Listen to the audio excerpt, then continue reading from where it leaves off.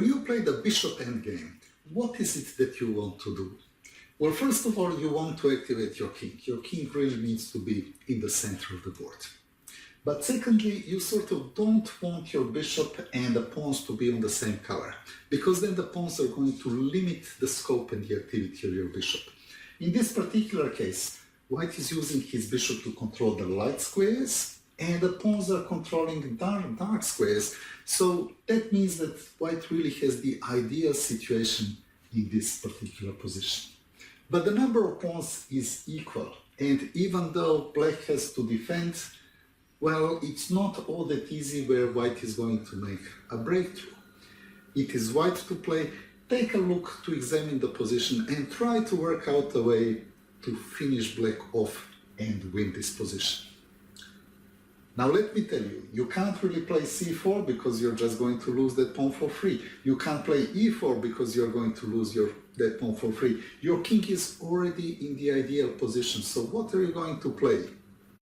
Well, let me tell you, in many cases like this, well, you would see people shake hands, agree to a draw. But before you shake hands and agree to a draw, there is a very good way to play for a win. If you look at the position from black's perspective, what if it were black to play? If it were black to play, black doesn't really have any useful moves. This bishop is defending two pawns, so if the bishop moves somewhere, one of those pawns is going to fall. Or if black moves to protect this pawn, then the other pawn will fall.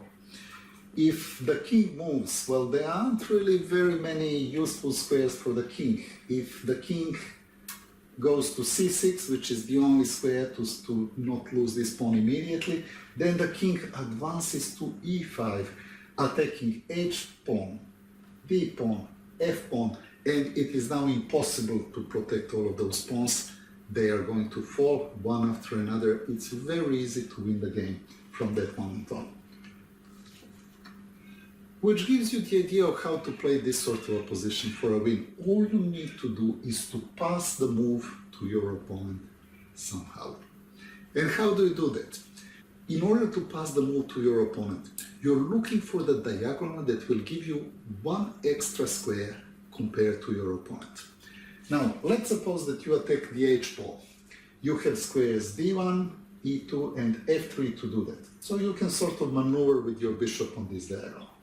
But black can do the same. Black has 1, 2, 3 squares to protect this h pawn. So it really won't get you anywhere to maneuver on this particular diagonal.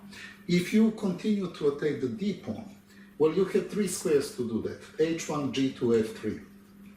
But black has 3 squares to protect it. And so, again, you will not be able to gain a move or lose a move, and you can't really make any progress in this kind of a position. But by elimination, sooner or later you will come to the right diagonal, and this is the diagonal to attack the f pawn. Now, if you are attacking the f pawn from this diagonal, you're going to have 3 squares to attack it, b1, c2, and d3. Your opponent will only have 2 squares to defend it. That means that you will be able to win a move or lose a move, pass it to your opponent, and win the game quite easily. So this is how the game might proceed. You can start with a move bishop d1. Let's say black plays bishop to e8, and the next move is bishop to c2, putting your bishop onto the right diagonal. Bishop g6, protecting the pawn, and well, in this position, you now have 3 squares, your opponent only has 2. Let's maneuver a little bit. Let's pass the move to the opponent and let's bring this game home. Bishop d3. Remember, white has a choice. Black doesn't. Black has to go back and forth. Bishop h7. So rather than going back on c2, I'm now going to play this move, bishop to b1. And after bishop d6, I'm going to play bishop c2, bishop back to h7. And black might not know it, but the move, it has been passed to black. It is now in his corner, and so winning the game is now quite easy. The next move is going to be bishop b3 to attack this pawn for the second time. Bishop defends the pawn. Bishop now goes to d1, attacking the pawn on h5. The only move to protect this pawn is to go bishop f7, and finally you're going to put your bishop on f3, and you now have the starting position with one important difference. It's black's turn to make a move, and you have an easy win.